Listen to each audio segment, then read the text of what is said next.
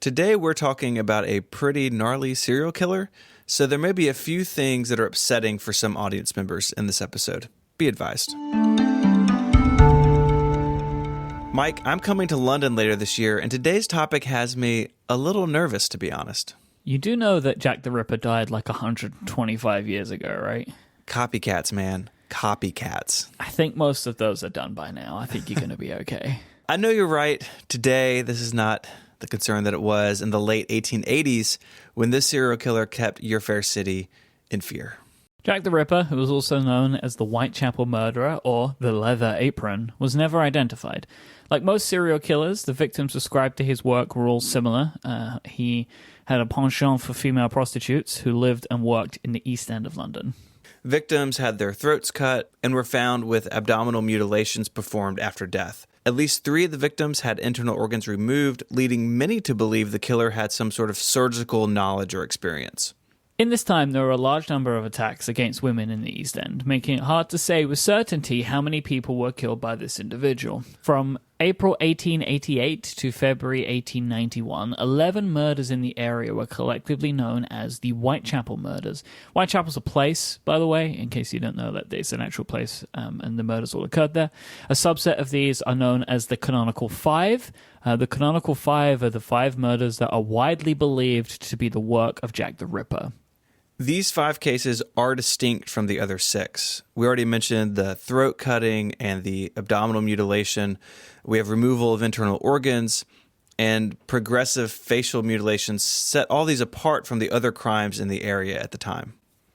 The Canonical 5 victims are Mary Ann Nichols, Annie Chapman, Elizabeth Stride, Catherine Eddowes, and Mary Jane Kelly.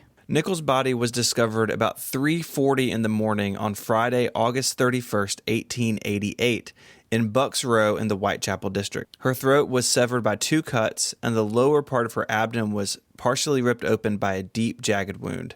Several other incisions on her abdomen were caused by the same knife. 8 days later, on September 8th, 1888, Chapman's body was found near the doorway to a residential building. As in the case of Mary Ann Nichols, the throat was cut and she had severe slashes to her abdomen and many other organs removed. Stride and Eddowes were killed in the early morning of Sunday, September 30th. Stride's body was found about 1 a.m. She died from a throat wound, but her abdomen had not been mutilated. This has led to uncertainty about whether Stride's murder should be attributed to the Ripper or whether he was just interrupted during the attack. Eddowes' body was found just 45 minutes later on that day. She had a severed throat and, again, missing organs. A man had passed through the square with 2 friends shortly before the murder, and he described seeing a fair-headed man of shabby appearance with a woman who may have been Eddowes. His unconfirmed description matches witnesses in some of the other cases. Part of her apron was found later beneath some writing on a wall that seemed to implicate a Jewish person in the case. Now, such graffiti was not uncommon in Whitechapel, but the police commissioner ordered it to be washed away before dawn so as not to spark violence in the community.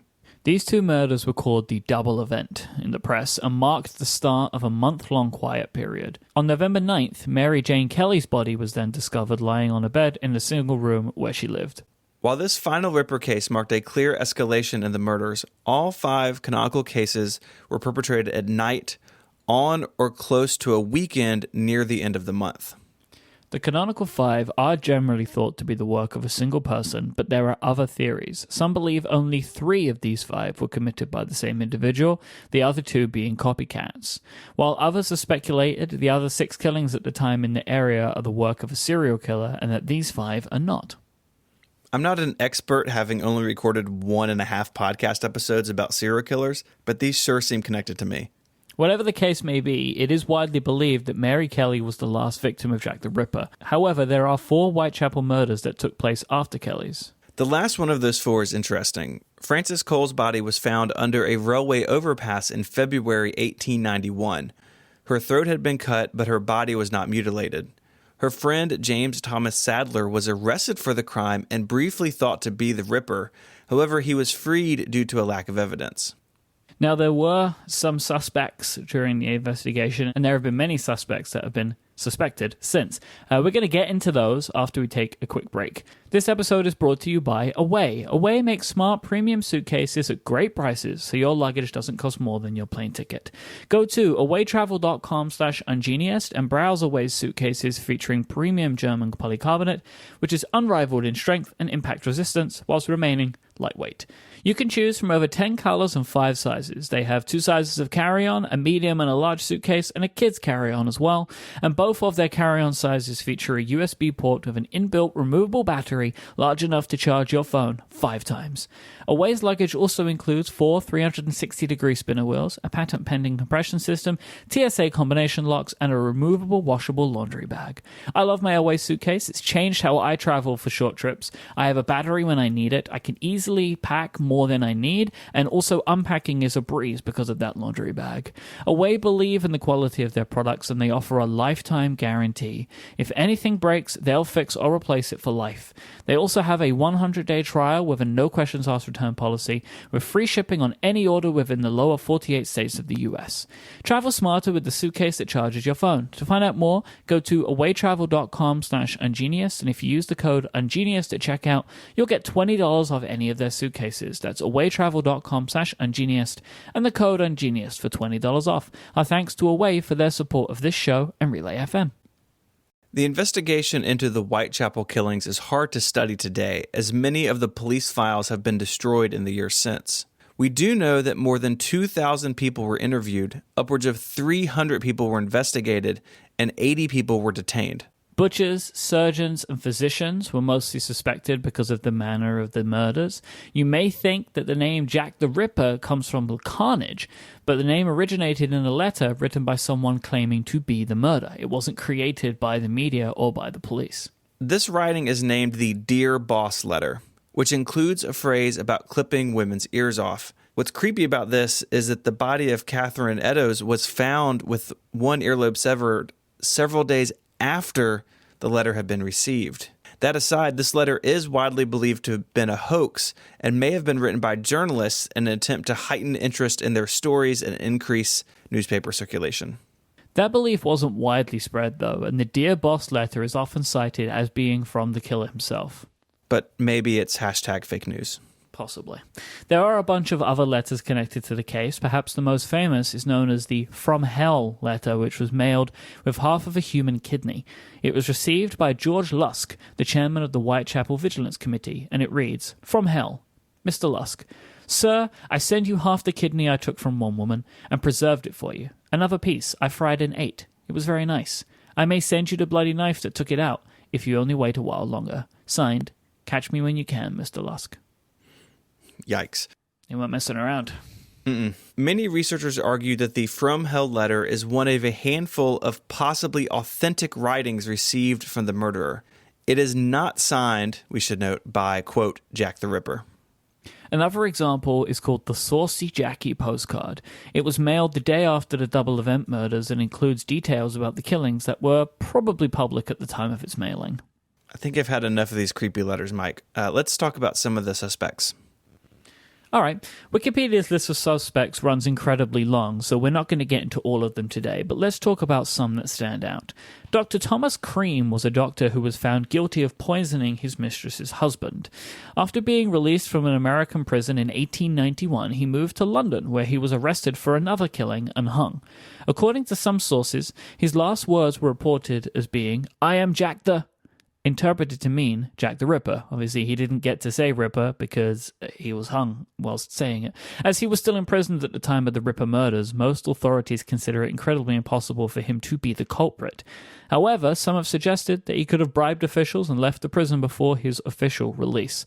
Such notions are considered to be unlikely, and they do contradict evidence given by the Illinois authorities, newspapers at the time, Cream solicitors, his family, and even, in some cases, stuff that Cream said himself. But man, the conspiracy theory must be pushed forward, Mike. Yeah, that is one of the big popular ones. The I am Jack the, and then because there's like a romance to it in a way, like it's like a storybook thing, right? Like, oh, he didn't get to finish his sentence. But 2 more syllables, and this murder could have been solved. So let's talk about Frederick Deeming, who murdered his first wife and 4 children. His crimes went undiscovered, and later moved to Australia with his second wife, whom, as you may have guessed, he also murdered.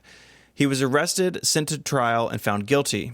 He wrote in a book and later boasted in jail that he was Jack the Ripper.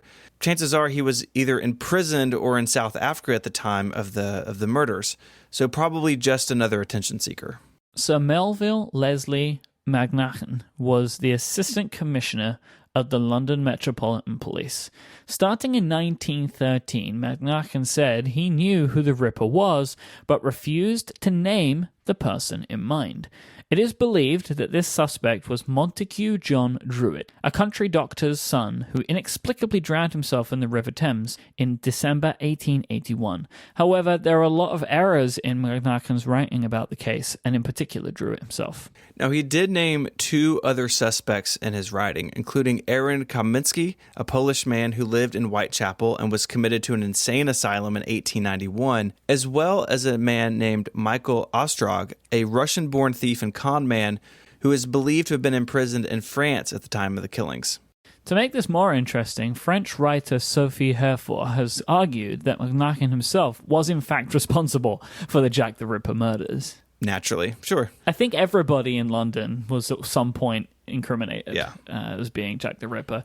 Because then there's James Maybrick, a cotton merchant who was poisoned possibly by his wife in May 1889. It was a pretty grisly time back then. A diary purportedly by Maybrick, published in the 1990s by Michael Barrett, contains a confession to the Ripper murders. Barrett confessed actually to having written the diary himself, though, and described the process of counterfeiting the diary in detail. Document experts did then pronounce the diary a fake. The handwriting does not match that of Maybrick's will, and the ink contains a preservative not marketed until 1974. There it is. You got to watch out for those details when you're faking a diary with murder confessions. Like we said, there are many, many, many more suspects in this case. This Wikipedia page goes on forever.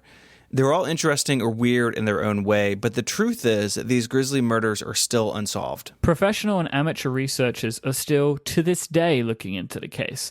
But the fact is, I think we all need to just kind of accept that we're never going to know who killed these 5 women.